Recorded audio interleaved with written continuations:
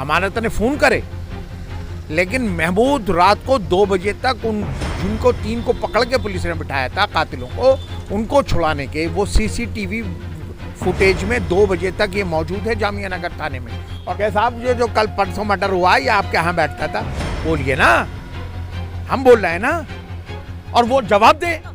विधायक साहब उनके दुख में शरीक होते, शामिल होते, उनका दुख बांटते, लेकिन बहुत अफसोस की बात है कि आज देखिए 2 दिन गुजर गए लेकिन विधायक साहब ना पहुंचे ना उनके लोग पहुंचते हैं। ये जो मर्डर हो रहे हैं लगातार, आप हमेशा जो है कभी अमानतुल्लाह का, आम आदमी पार्टी का कनेक्शन ढूंढते हैं, राजनीति करते हैं, ये सवाल लगातार उठता है। मैं ढूंढता हूँ, देखिए जो जिसका हिमायती होगा तो उस पर तो उंगली उठाई जाएगी। ये बातें हम पे क्यों नहीं कोई उठाता? मैं तो कह रहा हूँ आप ही उठाइए। क्या साहब ये जो कल परसों मर्डर हुआ ये आपके यहाँ बैठता था, बोलिए ना, हम बोल रहे हैं ना, और वो जवाब दे कि उनके यहाँ नहीं बैठता।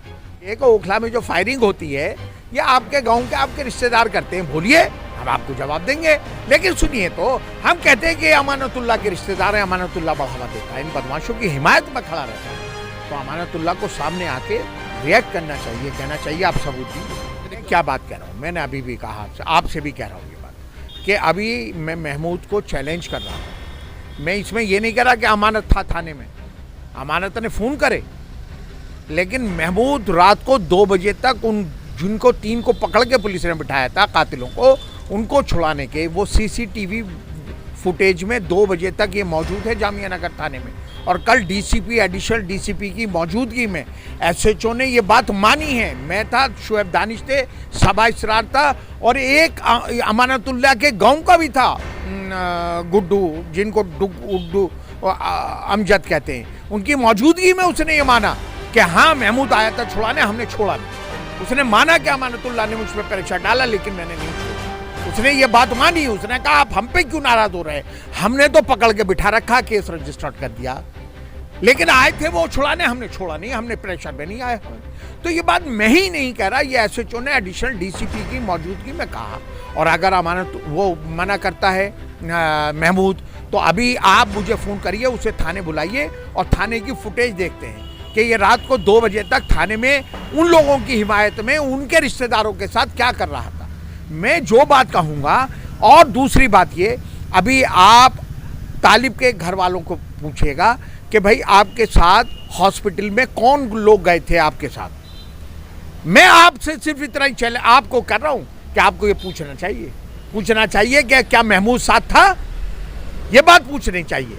लोग अगर झूठ और मक्कारी से कहें, जिनका बच्चा कत्ल हुआ है आप उनसे ही पूछ लीजिए, जाके उनसे ही पूछ लीजिए, और उनसे ये पूछिए कि आपके साथ कौन नेता था रात के 2-3 बजे तक हॉस्पिटल में, तो वो शुएब दानिश का नाम लेंगे, कांग्रेस का काउंसलर है सिटिंग, उसका नाम लेंगे कि शुएब दानिश हमारे साथ था। अगर ना ले तो आप मुझसे आके फिर जवाब पूछिए। अमानत का क्या कनेक्शन है? देखिए, अमानत का ये कनेक्शन है, मैंने आपको ये बताया कि ये जो मेन कातिल है इरफान, इसकी शादी में महमूद तो 3 दिन उसके गांव इसके घर पे रहा, और अमानत सुबह से शाम तक इसके घर पे गया। ठीक है, बात मैंने मानी, ये इत्तफाक हो सकता है, किसी के घर में भी जा सकता हूँ, वो कल को कत्ल कर सकता है किसी का, ये बात कोई भी कह सकता है, मैं इसे बहुत ज़्यादा जुर्म नहीं मानता। लेकिन जिन लोगों का कत्ल हुआ है, क्या अमानतुल्लाह की जिम्मेदारी नहीं थी कि उनके घर पर जाता, हॉस्पिटल देखने जाता, पोस्टमार्टम पे खड़ा रहता, और थाने जामिया नगर पे जब उसकी फैमिली, देखिए उसकी फैमिली 11 बजे से 1 बजे तक थाने पे हंगामा कर रही थी, मैं नहीं गया था। जब मुझे ये फ़ोन आया कि पुलिस भगा रही है डंडे लेके और लेडीज़ पुलिस बुला ली है, तब मैं 1:30 बजे 2 बजे के आसपास में जामिया नगर थाने गया था। क्या अमानत एमएलए है, उसको नहीं आना चाहिए था कि भाई इनकी जो डिमांडें हैं एसएचओ डीसीपी ये सुने, इनको ना के लेडीज़ पुलिस को बुला के डंडे लेके खड़ा कर दिया गेट के ऊपर। मैंने जब ही उनको पीछे से वहाँ उनको खदेड़ के लेडीज़ पुलिस ने उनको नहर पे के पुल पे खड़ा कर रखा था, मैं सबको लेकर आया, मैंने कहा घुस जाओ थाने के अंदर, मैं खड़ा हुआ हूँ, मैं देखता हूँ कौन भगाता है। ये नौयत क्यों आई कि मैं 2-2:30 बजे पहुँचा वहाँ पर, उसकी डेथ तो सुबह 9 बजे हो गई थी कल, तो वहाँ अमानत को मौजूद नहीं होना चाहिए था, वहाँ पर महमूद को मौजूद नहीं होना चाहिए था। वो उन्होंने हम कहते हैं कि हम सियासत कर, हम अपोजिशन में हैं, हमारी जिम्मेदारी है कि सिस्टम में, पावर में बैठे हुए लोगों में जहां कमियां होंगी हम निकालेंगे, जनता को बताएंगे। दिल्ली में बलात्कार हो जाता है, अरविंद केजरीवाल शीला दीक्षित के गेट पे धरने पे बैठ जाता है। क्या शीला दीक्षित के अंडर में पुलिस आती थी क्या? कई लोग ये आरोप लगा रहे हैं कि महमूद का नाम इसलिए ले रहे हैं ताकि अभी चुनाव लड़ रहा है उसका चुनाव खराब हो जाए। मैं कह रहा हूं, फिर मैं कह रहा हूं, मैं कोई लड़ाई नहीं लड़ रहा हूं। आप बुला लीजिए, बहुत अच्छे माहौल में जामिया नगर थाने में मैं और महमूद चलेंगे।